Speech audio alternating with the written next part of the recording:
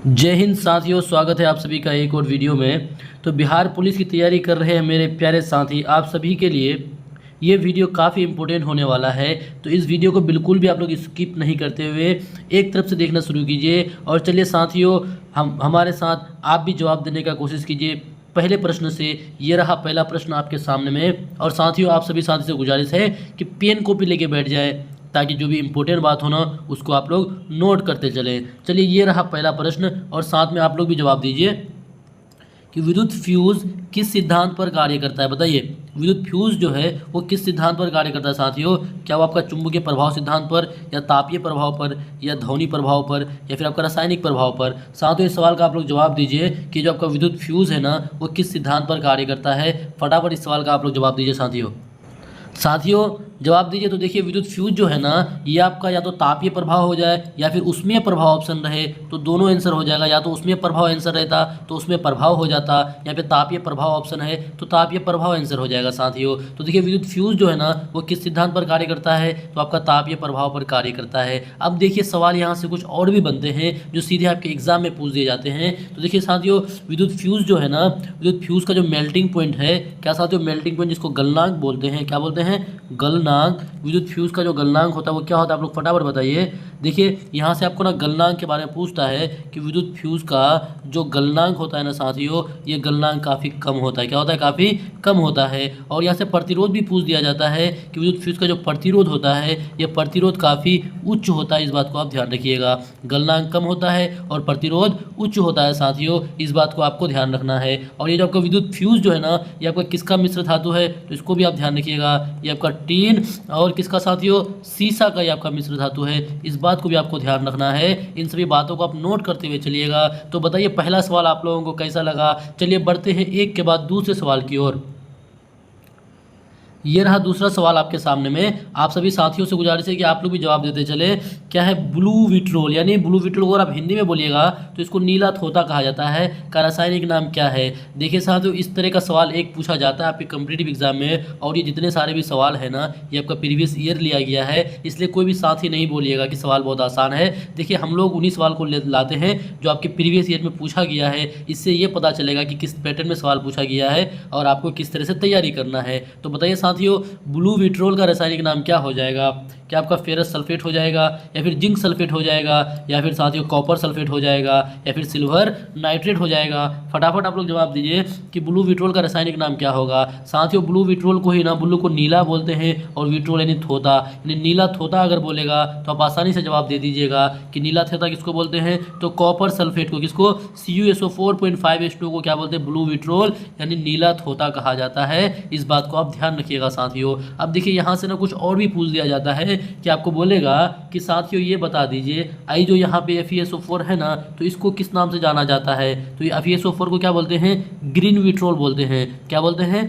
Green vitriol. देखिए साथियों, हिंदी में या इंग्लिश में लिखिए, बात बराबर है। इसको क्या बोलते हैं? ग्रीन विट्रोल बोलते हैं। अगर आपको और पूछ दे कि बताइए साथियों, यहाँ जो जडियन SO4 है जिसको जिंक सल्फेट बोलते हैं, ये कैसा विट्रोल है? तो ध्यान रखिएगा साथियों, ये आपका व्हाइट विट्रोल हो जाएगा। बताइए आपका, अगर बताइए चाहे व्हाइट विट्रोल पूछे, ग्रीन विट्रोल पूछे, ब्लू विट्रोल पूछे, क्या आपसे छूटेगा साथियों? ये जो सिल्वर नाइट्रेट है ना ये आपका कोई भी विट्रोल नहीं है साथियों, इसलिए आपका कुछ भी नहीं होगा। यानी इस सवाल का आपका जवाब हो जाएगा ऑप्शन सी। बताइए आपको दूसरा सवाल कैसा लगा? मज़ा आ रहा है कि नहीं आ रहा है? अगर मज़ा आ रहा है पढ़ने में साथियों तभी आप लाइक कीजिएगा, नहीं तो ज़बरदस्ती आपको लाइक नहीं करना है। चलिए दूसरे के बाद बढ़ते हैं तीसरे प्रश्न की ओर। यह रहा तीसरा प्रश्न। साथियों जवाब दीजिए। देखिए क्या है कि महात्मा गांधी ने सबसे पहले सत्याग्रह आंदोलन कहाँ चलाया था? देखिए, सबसे पहले बोला है कि सत्याग्रह आंदोलन गांधी जी कहाँ चलाए थे? क्या चंपारण में चलाए थे, या फिर खेरा में साथियों, या फिर दक्षिण अफ्रीका, फिर ऑप्शन डी अहमदाबाद? तो देखिए, सबसे पहले की बात बोला है। अगर भारत की बात बोलता तब अलग होता, लेकिन सबसे पहले की बात बोला है तो ध्यान रखिएगा साथियों। सबसे पहले गांधी जी कहाँ पे सत्याग्रह आंदोलन शुरू किए थे? तो दक्षिण अफ्रीका में। क्योंकि गांधी जी ना साथियों, अगर आपको पूछ दे कि दक्षिण अफ्रीका में गांधी जी कितने दिन थे तो 21 वर्ष थे। कितना साथियों? 21 वर्ष यहाँ पे गांधी जी थे। और 21 वर्ष के बाद आखिरकार कब? 9 जनवरी। कब साथियों? 9 जनवरी। इन सभी बातों को भी आप लोग ध्यान रखिएगा। कब? 9 जनवरी। कब? 15 को गांधी जी कहाँ आते हैं, अपना प्यारा देश भारत लौट आते हैं। इसी वजह से तो साथियों ध्यान रखिएगा 9 जनवरी को ना, ये 9 जनवरी को एक दिवस के रूप में मनाया जाता है। इसको क्या बोलते हैं, भारतीय प्रवासी दिवस। कौन सा दिवस साथियों, भारतीय प्रवासी दिवस के रूप में मनाया जाता है। इस बात को भी आप नोट कर लीजिएगा साथियों कि 9 जनवरी को क्या मनाया जाता है, भारतीय प्रवासी दिवस। क्यों मनाया जाता है, क्योंकि इस तारीख को हमारे बापूजी कहाँ से, दक्षिण अफ्रीका से भारत लौटे थे। इस बात को आप ध्यान रखिएगा साथियों। अगर देखिए यहाँ से अगर ये सवाल पूछ देता कि महात्मा गांधी सबसे पहले अगर भारत में बोलता कि आंदोलन कहाँ शुरू किया था, तब कहाँ हो जाता साथियों, कहीं और नहीं बल्कि अपना प्यारा बिहार, और बिहार का कहाँ पे, चंपारण हो जाता। तब इस सवाल का जवाब होता ऑप्शन ए। लेकिन फिलहाल इस सवाल का जवाब क्या हो जाएगा साथियों, ऑप्शन सी हो जाएगा। और बाकी सब बात को भी नोट कर लीजिएगा साथियों, ये सारी बातें आपके लिए काफ़ी इंपॉर्टेंट है। चलिए बढ़ते हैं 3 के बाद चौथे प्रश्न की ओर। तो बताइए कैसा लग रहा है आज का सेशन आप लोगों को। ये रहा चौथा सवाल आपके सामने में कि भारतीय संविधान का न्यायिक पुनरावलोकन जो साथियों सिद्धांत किस देश से लिया गया है। देखिए भारतीय संविधान का जो न्यायिक पुनरावलोकन जो सिद्धांत है साथियों, वो किस देश से लिया गया है। क्या ब्रिटेन से लिया गया है, या फिर संयुक्त राज्य अमेरिका से साथियों, या फिर फ्रांस से लिया गया है, या आयरलैंड से लिया गया है। आप लोग फटाफट जवाब दीजिए। और देखिए कुछ बातें और आप लोग को बता देते हैं जो आपके एग्जाम में ना सीधे पूछ दिए जाते हैं, तो आप लोग को घबराना नहीं है साथियों। देखिए जो आयरलैंड आपको दिख रहा है ना, आयरलैंड, इस आयरलैंड से भी लिया गया है साथियों। क्या लिया गया है, नीति निर्देशक तत्व। कभी भी आपको पूछ दे कि साथियों बताइए नीति निर्देशक जो तत्व है इसको कहाँ से लिया गया है, किस देश से लिया गया है, तो ध्यान रखिएगा वो आपका कौन है साथियों, आयरलैंड। और इसको शॉर्ट में क्या बोला जाता है, DPSP भी बोला जाता है कि नीति निर्देशक तत्व किस देश से लिया गया है, तो आयरलैंड से साथियों। इस सवाल का जवाब आप ध्यान रखिएगा। और देखिए अब यहाँ से जो आपका ब्रिटेन है ना साथियों, ब्रिटेन से कहाँ लिया गया है, इस बात को भी आप नोट कर लीजिए कि संसदीय जो शासन प्रणाली है ना, संसदीय शासन प्रणाली साथियों, रुकिएगा, संसदीय शासन प्रणाली ये आपका कहाँ से लिया गया साथियों, ये ब्रिटेन से लिया गया है। इन सभी बातों को भी आप ध्यान रखिएगा। आपके एग्जाम में अगर आ जाए तो आपको घबराना नहीं है। तो देखिए न्यायिक पुनरावलोकन जो सिद्धांत है साथियों, इसको कहाँ से लिया गया था, तो इसको लिया गया संयुक्त राज्य अमेरिका। कहाँ से साथियों, संयुक्त राज्य अमेरिका से लिया गया है। यानी सवाल का जवाब हो जाएगा क्या साथियों, ऑप्शन बी हो जाएगा। तो बोलिए कैसा लग रहा है आज का सेशन आप लोगों को, वाकई में बताइए मज़ा आ रहा है कि नहीं आ रहा है पढ़ने में। चलिए बढ़ेंगे क्या इसके बाद अगले प्रश्न की ओर। जी हाँ, एक बात तो और आपका छूट गया, ये जो फ्रांस है ना साथियों, फ्रांस से भी कुछ लिया गया है। क्यों उसको हम लोग छोड़ दें, तो यहाँ से क्या लिया गया है, स्वतंत्रता। क्या साथियों, स्वतंत्रता। उसके बाद और लिखिएगा समानता। क्या साथियों, समानता। और आपका क्या, बंधुता। ये सारी चीज़ें ना साथियों कहाँ से लिया गया है, तो ये सारी चीज़ें आपका फ्रांस से लिया गया है। इन सभी बातों को भी ध्यान रखिएगा। तो अब चलिए 4 के बाद बढ़ते हैं 5वां प्रश्न की ओर। अब आप दिल से बोलिएगा कि आज का सेशन आप लोगों को कैसा लग रहा है। देखिए कल का क्लास करना बिल्कुल नहीं भूलिएगा, क्योंकि कल हम लोग क्या करते हैं ना, सुपर फास्ट रिवीजन करते हैं, और उसमें आपको अपनी तैयारी पता चलता है कि आपकी तैयारी कितनी है। ये रहा साथियों 5वां प्रश्न आपके सामने में कि भारत की सबसे लंबी नदी कौन सी है जो भारत में पूरी तरह बहती है। देखिए इस सवाल सुनने के बाद ना बच्चा फ़ौरन कुछ और जवाब नहीं देखेगा, बस गंगा में टिक मार के आ जाएगा, हे गंगा मैया में टिक मार देगा, और उसको लगेगा कि हम तो सही टिक मारे हैं। लेकिन साथियों आपको हकर दकर नहीं करना है, प्यार से पहले सवाल को पढ़ना है तब जवाब देना है। क्या बोला कि भारत की सबसे लंबी नदी, ठीक है भारत की सबसे लंबी नदी तो गंगा है, सबको पता है, और इसकी लंबाई कितना साथियों, 2525 किलोमीटर है। ठीक है, इस बात को सबको पता है। लेकिन क्या बोला है, जो भारत में ही पूरी तरह बहती है, यानी भारत के बाहर नहीं बहती है, तब इस कंडीशन में साथियों कौन हो जाएगा, आपका जो गोदावरी नदी है ना, ये आपका क्या हो जाएगा, भारत की सबसे लंबी नदी हो जाएगा, जो सिर्फ आपका कहाँ पे, भारत में ही बहती है। अब आपके मन में सवाल आएगा, आई सर जो गंगा है ये कहाँ बहता है, ये तो भारत में ही बहता है। नहीं साथियों, आई गंगा ना आपका बांग्लादेश में भी बहता है। कहाँ पे, बांग्लादेश के कुछ हिस्सों में भी आपका बहता है। इसीलिए इस सवाल का जवाब गंगा नहीं होगा, क्या हो जाएगा, गोदावरी हो जाएगा। तो गोदावरी के बारे में कुछ बातें आप जान लीजिए साथियों। इसकी लंबाई कितना है, 1465 किलोमीटर। कितना साथियों, 1465 किलोमीटर। अब देखिए यहाँ पे ना कुछ और बातें आपको बता दे रहे हैं गोदावरी के बारे में, कि आपको अगर एग्जाम में पूछ दे कि गोदावरी का जो उद्गम स्थल है ना साथियों, इसका अगर आपको पूछ दे क्या कि उद्गम स्थल पूछ दे, तो क्या आप कंफ्यूज कीजिएगा, बिल्कुल नहीं साथियों, आपको घबराना नहीं है। इसका उद्गम स्थल कहाँ होता है, इसको भी आप लोग नोट कर लीजिए। ये कहाँ है, सह्याद्री पर्वत। कहाँ साथियों, सह्याद्री पर्वत, सह्याद्री पर्वत से साथियों, कहाँ से, सह्याद्री पर्वत से इसका उद्गम स्थल है। और ये सह्याद्री पर्वत कहाँ है, तो आपका महाराष्ट्र में। कहाँ साथियों, महाराष्ट्र में, महाराष्ट्र में साथियों, इस बात को भी आप ध्यान रखिएगा। चलिए अब इन सभी बातों को आप नोट कर लीजिए। चलिए बढ़ते हैं इसके बाद 5 के बाद छठे प्रश्न की ओर बढ़ते हैं। तो इस सवाल का आपका जवाब हो जाएगा ऑप्शन डी। बताइए सच में आपको आज का सेशन कैसा लग रहा है। चलिए 5 के बाद बढ़ते हैं साथियों छठा प्रश्न।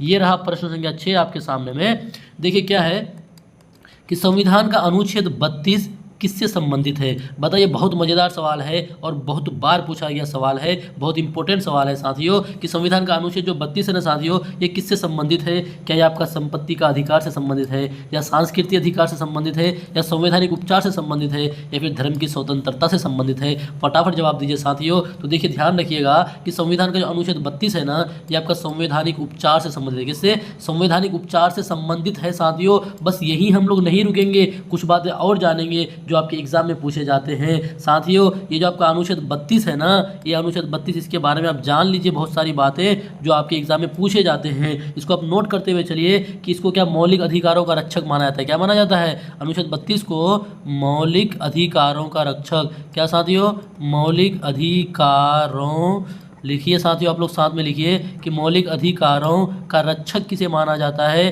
तो ये आपका जो आर्टिकल 32 है, अनुच्छेद जो 32 है, इसको मौलिक अधिकारों का रक्षक माना जाता है। इस बात को आप ध्यान रखिएगा। और ये जो आपका आर्टिकल 32 है ना साथियों, इसको देखिए डॉक्टर भीमराव अंबेडकर, डॉक्टर भीमराव अंबेडकर, जय भीम साथियों। ये जो भीमराव अंबेडकर साहब थे, इसने क्या कहा था, अनुच्छेद 32 को प्यार से एक नाम दिया था। क्या दिया था, संविधान की आत्मा और हृदय। क्या साथियों, संविधान की अगर आत्मा, अगर ये सवाल आपको पूछ दे कि किसने अनुच्छेद 32 को संविधान की आत्मा और हृदय बोला था, क्या बोला था साथियों, संविधान की आत्मा और हृदय किसने बोला था, तो आपका कौन साथियों, डॉक्टर भीमराव अंबेडकर साहब क्या बोले थे, अनुच्छेद 32 को संविधान की आत्मा और हृदय बोला था। इस बात को भी आप ध्यान रखिएगा साथियों। तो इस सवाल का आपका जवाब क्या हो जाएगा, ऑप्शन सी हो जाएगा। चलिए बढ़ेंगे इसके बाद अगले प्रश्न की ओर। 6 के बाद बढ़ते हैं 7वां प्रश्न की ओर। इन सभी बातों को भी नोट करते हुए चलिए, काफ़ी मज़ेदार सेशन है आज का।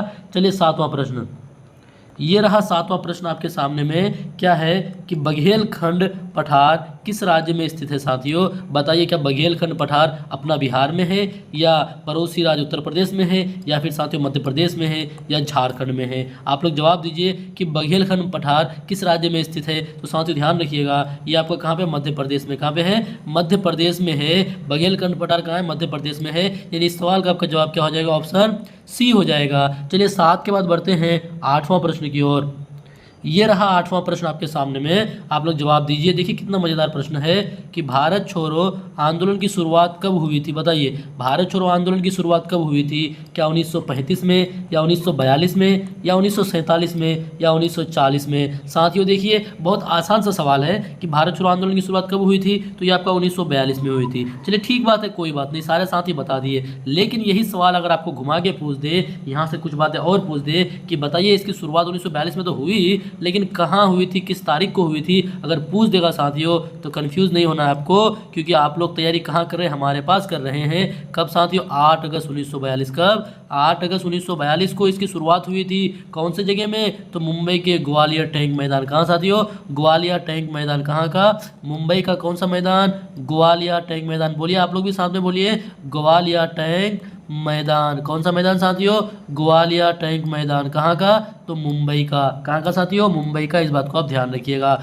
कौन सा मैदान, ग्वालियर टैंक मैदान में 8 अगस्त 1942 में इसकी शुरुआत हुई थी। इस बात को ध्यान रखिएगा साथियों। और यहीं पे आप सबको पता है कि बताइए प्रिय साथियों, करो या मरो का नारा जो दिया गया था ना, डू एंड डाई। क्या साथियों, डू एंड डाई, जिसको करो या मरो का नारा बोला जाता है, किसने दिया था, प्यारे बापू ने दिए थे। तो ये कहाँ, यहीं पे आपका भारत छोड़ो आंदोलन के दौरान दिया गया था। अगर आपको कभी सवाल पूछ दे कि किस आंदोलन के दौरान करो या मरो का नारा दिया गया था, तो आपको कंफ्यूज नहीं होना है, कब दिया गया था, भारत छोड़ो आंदोलन के दौरान। और साथियों यही आंदोलन के समय में 9 अगस्त की रात को साथियों एक ऑपरेशन चलाया गया था। कब? 9 अगस्त की रात को, क्योंकि देखिए नहीं सॉरी नहीं 8 अगस्त को जब बैठक हुआ तो बोला था क्या कि क्या करेंगे, 9 अगस्त से क्या किया जाएगा, आंदोलन की शुरुआत किया जाएगा। तब क्या किया था उसी दिन यानी 8 अगस्त की रात को 12 बजे क्या किया गया था साथियों, रात को 12 बजे से क्या शुरू हुआ था, ऑपरेशन जीरो आवर लगा दिया था अंग्रेजों ने। अगर आपको पूछे कि ऑपरेशन जीरो आवर किससे संबंधित है, वो भी आपका किससे संबंधित है साथियों,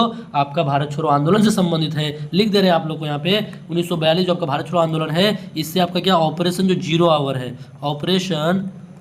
ऑपरेशन अभी आप सबको पता है कि ऑपरेशन क्या सिंदूर चलाया गया था, ऑपरेशन सिंदूर चलाया गया था, जिसमें हम लोग सफल रहे साथियों। खुशी की बात है और बहुत गर्व की भी बात है। तो ध्यान रखिएगा ऑपरेशन जीरो आवर किससे संबंधित है, तो भारत छोड़ो आंदोलन से ही संबंधित है। अब बताइए साथियों कहाँ से सवाल पूछेगा। चलिए अब बढ़ते हैं 8 के बाद 9वां प्रश्न की ओर। सच बताइए मज़ा आ रहा है कि नहीं आ रहा है। ये रहा 9वां प्रश्न आपके सामने में कि संविधान के किस भाग में निर्देशक सिद्धांत यानी डीपीएसपी दिए गए हैं। तो पहले तो ये बता दीजिए कि निर्देशक सिद्धांत कहाँ से लिया गया। बस अभी थोड़ी देर पहले ही आप लोगों को बताए, कहीं और से नहीं बल्कि आयरलैंड से लिया गया। कहाँ से साथियों?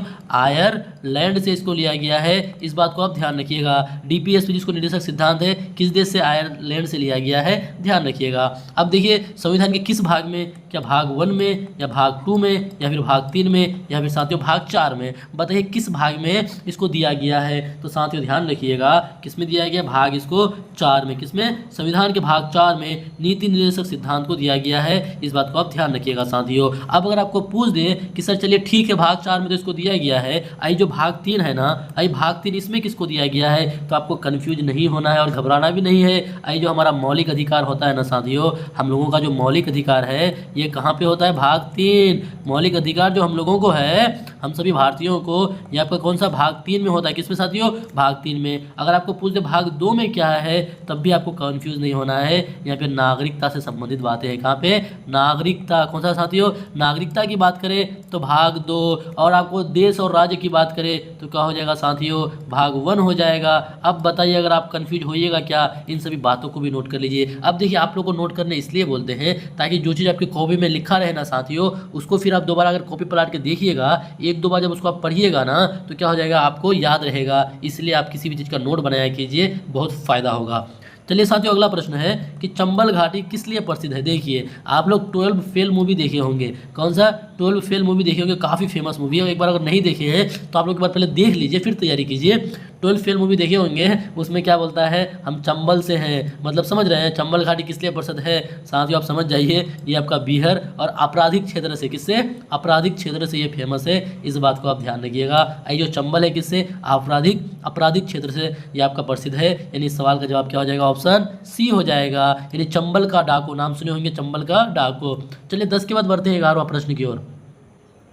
ये रहा साथियों 11वां प्रश्न आपके सामने में। आप लोग साथ साथ में जवाब दीजिए कि अलीगढ़ आंदोलन के संस्थापक कौन थे। देखिए अलीगढ़ आंदोलन के संस्थापक आप सबको पता है कि अलीगढ़ मुस्लिम यूनिवर्सिटी जिसको एएमयू बोला जाता है, इसके संस्थापक कौन है साथियों, तो सर सैयद अहमद खां। बस आपको प्यार से ये बताना है कि जो अलीगढ़ मुस्लिम यूनिवर्सिटी का जो स्थापना हुआ था साथियों, ये कब हुआ था, आप बता दीजिए प्यार से कमेंट बॉक्स में। इससे पता चलेगा कि आपकी तैयारी कैसी है। तो साथियों इस सवाल का जवाब भी क्या हो जाएगा? ऑप्शन सी हो जाएगा कि अलीगढ़ आंदोलन के संस्थापक कौन थे, तो आपका सर सैयद अहमद खां थे। यानी इस सवाल का जवाब हो जाएगा ऑप्शन सी। चलिए अब बढ़ते हैं 11 के बाद 12वां प्रश्न की ओर।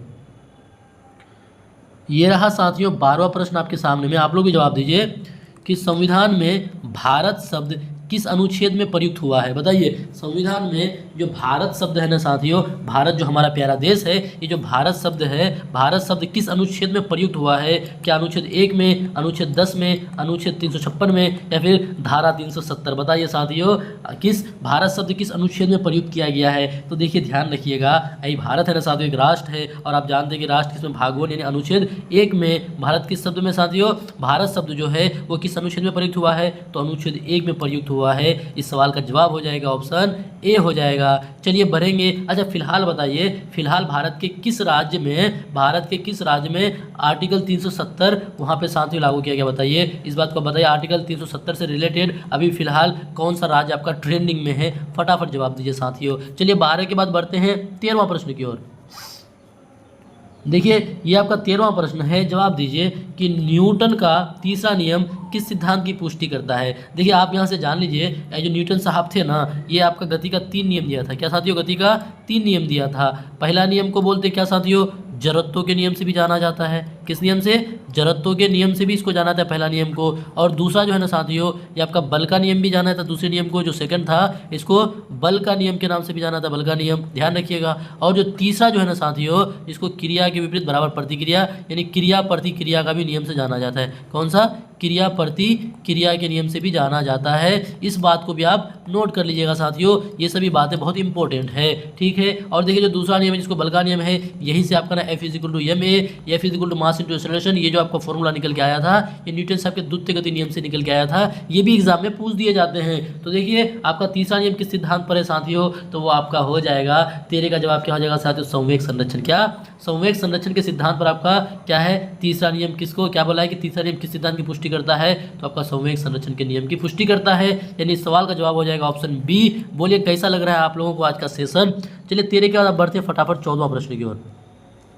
ये रहा साथियों 14वां प्रश्न कि ब्लीचिंग पाउडर का रासायनिक नाम है, बताइए। देखिए रासायनिक नाम से ना एक सवाल आपके कम्पिटिटिव एग्जाम में हर हाल में पूछे जाते हैं, चाहे आप कोई भी कम्पिटिटिव एग्जाम उठा लीजिए साथियों। ब्लीचिंग पाउडर से ना ब्लीचिंग पाउडर नहीं, मतलब रासायनिक नाम से एक सवाल पूछ दिए जाते हैं। तो क्या ब्लीचिंग पाउडर का नाम आपका कैल्शियम कार्बोनेट हो जाएगा, या फिर CaCl2 हो जाएगा, या फिर CaOClCl हो जाएगा, या फिर साथियों NaClO हो जाएगा। तो ध्यान रखिएगा आपका ब्लीचिंग पाउडर जो है ना साथियों, वो आपका क्या हो जाएगा, CaOClCl हो जाएगा। क्या हो जाएगा, CaOClCl हो जाएगा। ये आपका ब्लीचिंग पाउडर हो जाएगा साथियों, इस बात को ध्यान रखिएगा। ये आपका क्या, कैल्शियम कार्बोनेट है, और ये आपका कैल्शियम क्लोराइड है, इस बात को आपको ध्यान रखना है। चलिए बढ़ते हैं 14 के बाद 15वां प्रश्न।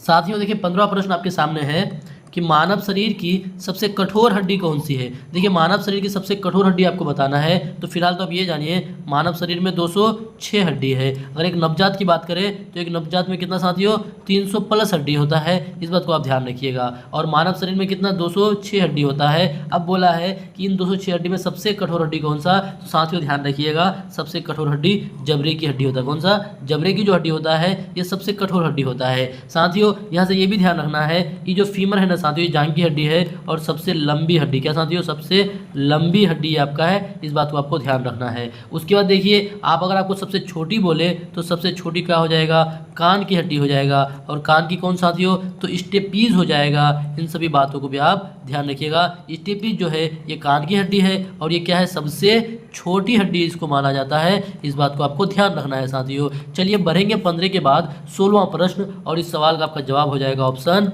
बी हो जाएगा। चलिए 16वां प्रश्न की ओर बढ़ते हैं। ये रहा 16वां प्रश्न कि किस रंग की प्रकाश तरंग का अपवर्तन सबसे अधिक होता है। बताइए किस रंग की प्रकाश तरंग का अपवर्तन सबसे अधिक होगा। तो साथियों ध्यान रखिएगा कि जिसका ना तरंग धैर्य, क्या साथियों, तरंग धैर्य जिसका क्या होगा, तरंग धैर्य जिसका कम होगा, उसका अपवर्तन क्या हो जाएगा, उसका अपवर्तन अधिक होगा।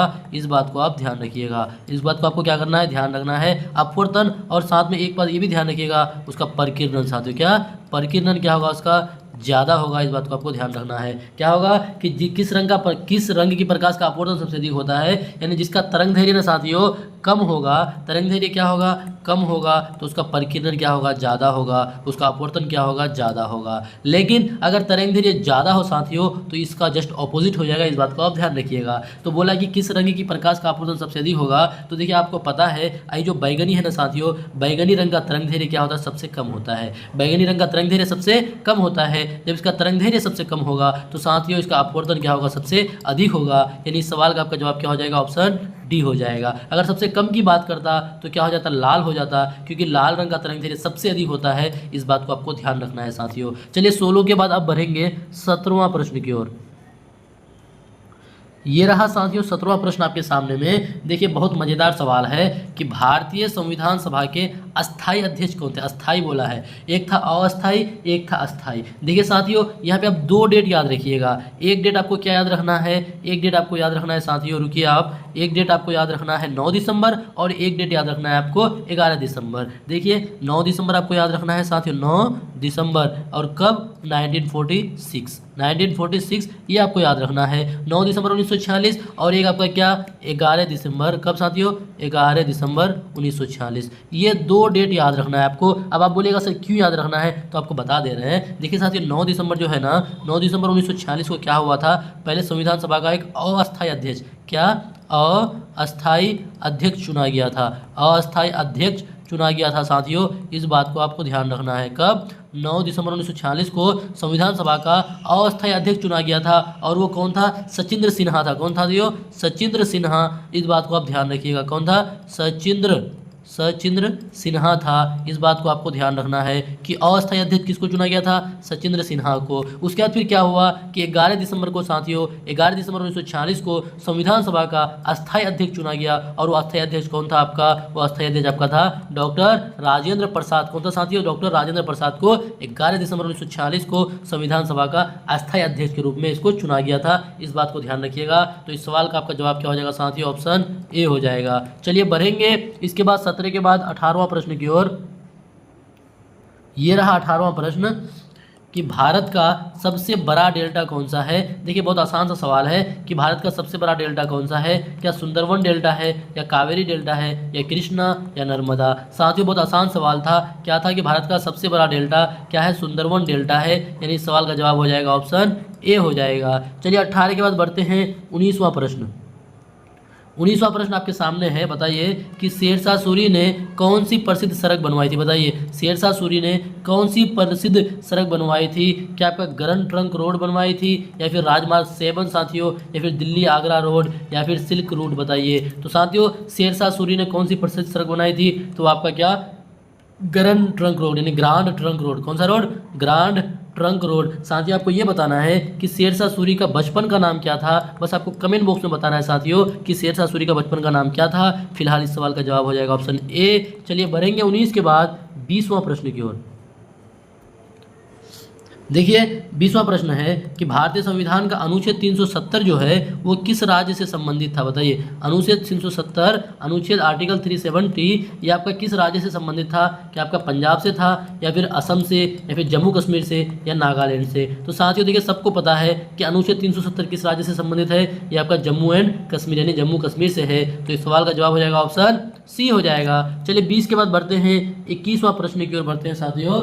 21वां प्रश्न आप लोग फटाफट आप लोग भी जवाब देते चलिएगा। ये रहा 21वां प्रश्न आपके सामने में कि कौन सी योजना भारत में पंचवर्षीय योजना का हिस्सा नहीं रही। देखिए साथियों भारत में पंचवर्षीय योजना चलाया जा रहा था पहले, तो देखिए कौन सी योजना भारत में पंचवर्षीय योजना का हिस्सा नहीं रही है। क्या आपका हरित क्रांति था साथियों। और हरित क्रांति का जनक भारत में अगर बोलेगा तो आप बता दीजिए भारत में हरित क्रांति का जनक कौन है, आप कमेंट बॉक्स में फटाफट बताइए साथियों, आप लोग को पिछले क्लास में पढ़ाया गया है। उसके बाद देखिए क्या श्वेत क्रांति साथियों, तो श्वेत क्रांति ये भी था, ये आपका किससे, दूध से संबंधित था, और इसी की वजह से ना ऑपरेशन फ्लड भी चलाया गया था, जिस वजह से क्या हुआ था साथियों कि दुग्ध का उत्पादन इतना हुआ कि भारत जो है अपना प्यारा भारत ये आपका दूध के उत्पादन में विश्व में प्रथम में है। किसमें साथियों, विश्व में फर्स्ट पोजीशन में है। इस बात को ध्यान रखिएगा। और देखिए क्या आपका गरीबी हटाओ ये भी हुआ था साथियों, गरीबी हटाओ का भी नारा दिया गया था, यानी ये भी आपका पंचवर्षीय योजना का ये भी हिस्सा था आपका। लेकिन ऑपरेशन जो ब्लू स्टार है ना साथियों,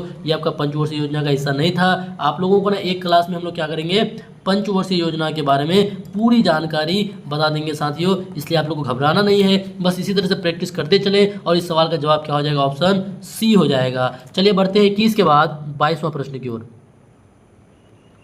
ये रहा 22वां प्रश्न आपके सामने में, जवाब दीजिए साथियों कि परमाणु में न्यूट्रॉन की खोज किसने की थी। बताइए परमाणु में न्यूट्रॉन की खोज किसने की थी, क्या जे थॉमसन ने की थी, चैडविक ने की थी, रदरफोर्ड ने की थी, या बोर ने की थी। यहाँ से ना आप याद रखिएगा, एक होता है इलेक्ट्रॉन, परमाणु में साथियों क्या होता है, एक होता है इलेक्ट्रॉन होता है, प्रोटॉन होता है और न्यूट्रॉन होता है। अब इन तीनों का खोज कौन किया था। देखिए आप एक ट्रिक याद रखिएगा, हालांकि आप सभी साथी को पता है क्या साथियों, एक ट्रिक है और वो क्या है, ईंट पर नाच। किस पर, ईंट पर नाच, ईंट पर नाच। आपको ये ट्रिक याद रखना है। अब देखिए आप बोलिएगा सर कैसे होता है, तो देखिए ईंट पर नाच, ई से हो जाएगा आपका इलेक्ट्रॉन, ई से क्या हो जाएगा, इलेक्ट्रॉन हो जाएगा साथियों, ठीक है। और आपका टॉ से क्या हो जाएगा, आपका थॉमसन, यानी वही जे जो थॉमसन है, जे जो थॉमसन है आपका, थॉमसन बोलिए या फिर टॉमसन बोलिए, एक ही बात है। ये हो जाएगा क्या, यानी इलेक्ट्रॉन का खोज थॉमसन। और पौ से क्या हो गया साथियों आपका, पौ से हो गया प्रोटॉन, क्या हो गया पी, पौ से आपका प्रोटॉन, और प्रोटॉन का खोज कौन किया साथियों, आर से हो जाएगा आपका क्या,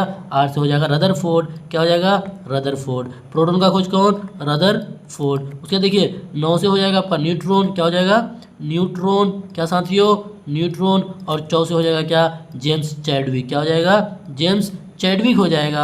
अब आप बताइए, क्या आप भूलिएगा साथियों, क्या आप कभी भूलिएगा, चाहे इलेक्ट्रॉन पूछे, प्रोटॉन पूछे, न्यूट्रॉन पूछे, बस आपको ये ट्रिक याद रखना है। और ट्रिक क्या है, ईंट पर नाच। कहाँ पे आपको डांस करना है, ईंट पर आपको नाच करना है, आपको याद हो जाएगा। तो यहाँ पे बोला था कि न्यूट्रॉन की खोज ना, तो न्यूट्रॉन की खोज आपका चैडविक कहाँ है, तो चैडविक ऑप्शन बी में है साथियों, यानी इस सवाल का जवाब क्या हो जाएगा, ऑप्शन बी हो जाएगा। चलिए बढ़ेंगे 22 के बाद 23वां प्रश्न की ओर बढ़ते हैं।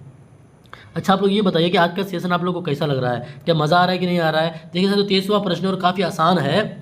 बोला है कि प्रकाश की गति का मान निर्वात में कितना होता है। देखिए साथियों, प्रकाश को गति करने के लिए ना कोई माध्यम की आवश्यकता नहीं होती है, इसलिए आपका निर्वात में भी गति करता है। और निर्वात में प्रकाश का चाल कितना होता है आपका 3 × 10⁸ मीटर पर सेकेंड, यानी 3 लाख भी आप इसको बोल सकते हैं, 3 × 10⁸ मीटर पर सेकेंड हो जाएगा। इस सवाल का जवाब क्या हो जाएगा, ऑप्शन बी हो जाएगा। और सबसे ज़्यादा जो प्रकाश की चाल है वो आपका निर्वात में ही होता है, इस बात को आपको ध्यान रखना है। चलिए 23 के बाद बढ़ते हैं 24वां प्रश्न की ओर। ये रहा साथियों 24वां प्रश्न। बताइए कि इंसुलिन जो है किस अंग से स्रावित होता है। बताइए इंसुलिन जो एक हार्मोन है वो किस अंग से स्रावित होता है, क्या आपका यकृत से होता है, या अग्नाशय से, या फिर वृक्क से, या फेफड़े से। बताइए इंसुलिन किस अंग से स्रावित होता है, तो ध्यान रखिएगा इंसुलिन साथियों अग्नाशय से स्रावित होता है। कहाँ से, अग्नाशय से। अब अग्नाशय के बारे में कुछ बातें जान लीजिए कि इसको मिश्रित ग्रंथि कहा जाता है। कौन सा ग्रंथि साथियों, मिश्रित ग्रंथि कहा जाता है, इस बात को आपको ध्यान रखना है। अब साथियों मिश्रित इसलिए बोलते हैं क्योंकि ये आपका एंडोक्राइन ग्लैंड भी है और एक्सोक्राइन ग्लैंड भी है, इस बात को ध्यान रखना है। अब अगर आपको सवाल पूछ दे कि चलो ठीक है यहाँ तक तो आप बता दिए, थोड़ा और बता दो कि अग्नाशय जो है अग्नाशय के किस भाग से, तो आपको घबराना नहीं है साथियों, आपको घबराना नहीं है। वो कहाँ, लैंगरहैंस द्वीपिका से, किससे, लैंगरहैंस द्वीपिका बोलिए या फिर द्वीप बोलिए। कहाँ से साथियों, लैंगरहैंस रुकिएगा द्वीपिका। कहाँ से, लैंगरहैंस द्वीपिका से। कहाँ से साथियों, कि इंसुलिन किस अंग से स्रावित होता है, अग्नाशय के लैंगरहैंस द्वीपिका से। अगर आपको बोले कि नहीं इससे नहीं और इसके अंदर क्या, तो आपको कंफ्यूज नहीं होना है। लैंगरहैंस द्वीपिका में किससे साथियों, बीटा सेल से। किससे, बीटा सेल से। अब बताइए अगर कुछ भी सवाल पूछे कि आप छोड़िएगा, बिल्कुल आपको नहीं छोड़ना है। इस सवाल का जवाब क्या हो जाएगा, ऑप्शन बी हो जाएगा। सच बताइएगा अगर आप लोगों को मज़ा आ रहा है, तभी दोस्तों से शेयर भी कीजिएगा और लाइक भी कीजिएगा। चलिए 24 के बाद बढ़ते हैं 25वां प्रश्न। साथियों देखिए, हम लोगों को आप लोगों से बस यही उम्मीद है कि आप लोगों का जो एक सपना है ना, वर्दी का जो एक जुनून है, उस जुनून को बरकरार रखें और हमारे साथ जुड़ करके तैयारी करके अपना जुनून को ना और आप मजबूत कीजिए। अपने जुनून को कभी कम होने नहीं दीजिए साथियों। और एक बात ध्यान रखिएगा, अपने आप से कभी हिम्मत नहीं हारिएगा, अपने आप से कभी आप नहीं हारिएगा। देखिए अगर आप अपने आप से हार गए तब आप समझिए आप हार गए। अगर आप अपने आप से नहीं हारिएगा साथियों, दुनिया का कोई ताकत आपको नहीं हरा सकता है। चलिए 25वां सवाल और आज के सेशन का अंतिम सवाल। चलिए साथियों बताइए कि सबसे कम आयनन ऊर्जा किस तत्व में होती है, तत्वों की होती है सबसे कम आयनन ऊर्जा। साथियों ऐसा करते हैं, ये सवाल आप लोगों के लिए HW छोड़ दिया जाता है। थोड़ा आप लोग भी मेहनत कीजिए, इससे आप लोगों में क्या होगा ना, आपको और ज़्यादा मजा आएगा पढ़ने में। बताइए कि सबसे कम आयनन ऊर्जा किस तत्व की होती है। क्या option A lithium, option B sodium, option C potassium, option D caesium. बस आपको ना बताना है कमेंट बॉक्स में इस सवाल का जवाब। तो बताइए आज का सेशन आप लोगों को कैसा लगा। और एक बात ध्यान रखिएगा, कल का क्लास देखना बिल्कुल ना भूले, क्योंकि कल आपका क्या होगा, सुपर फास्ट रिवीजन। और साथियों एक बात ध्यान रखिएगा, हम लोग जो भी आप लोगों के लिए जो आपका GS पोर्शन लेके आते हैं वो हमेशा क्या, शाम के 7 बजे। क्या साथियों, एक टाइम आप लोग ध्यान रखिएगा, शाम के 7 बजे ये आपका हमेशा क्या होता है, आपका एक क्लास अपलोड हो जाता है। इसलिए आप लोग रेगुलर देखिए और अपनी तैयारी को और मजबूत करें। फिर मिलेंगे कल के क्लास में, जब तक के लिए